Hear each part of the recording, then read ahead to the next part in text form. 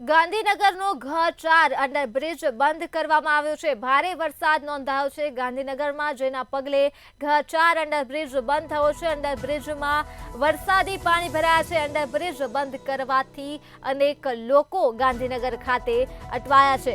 વાહન વ્યવહાર માટે સાનુકૂળતા રહેતા જ આ અંડરબ્રિજને બંધ કરવાની ફરજ પડી છે। ત્યારે ગાંધીનગર ઘ4નો અંડરબ્રિજ બંધ કરવાથી અનેક લોકો અહીં અટવાયા હતા। ભારે વરસાદ વરસ્યો છે, જેના પગલે પાણી ભરાવાના દ્રશ્યો ગાંધીનગરથી સામે આવ્યા છે, જ્યાં ઘ4 અંડરબ્રિજમાં વરસાદી પાણી ભરાયા છે। ત્યારે અંડરબ્રિજને બંધ કરી દેવામાં આવ્યો છે। તો અંડરબ્રિજમાં પાણી ભરાતા જ અનેક વાહન ચાલકો પણ અટવાયા હતા। ગાંધીનગરની અંદરના અંડરબ્રિજમાં ખામી સર્જાતા તે હાલ પૂરતો બંધ કરી દેવામાં આવ્યો છે।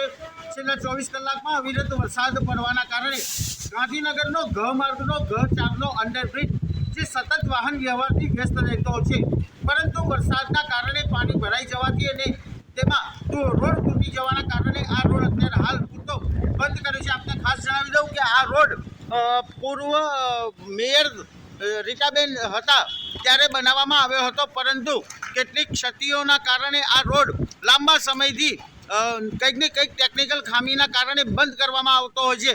જો કે હવે અવિરત વરસાદ પડવાના કારણે આ રોડ અત્યારે હાલ વાહન વ્યવહાર માટે બંધ કરી દેવામાં આવ્યો છે। બંને બાજુ પોલીસ ખડકી દેવામાં આવી છે। ક્યાંક ને ક્યાંક જો જોવા જઈએ તો આ રોડ જે અંડરબ્રિજ છે તેની અંદર પાણી પણ ભરાઈ ચૂક્યા છે। આ રોડ અત્યારે હાલ વાહન વ્યવહાર માટે બંધ કરી દેવામાં આવ્યો છે।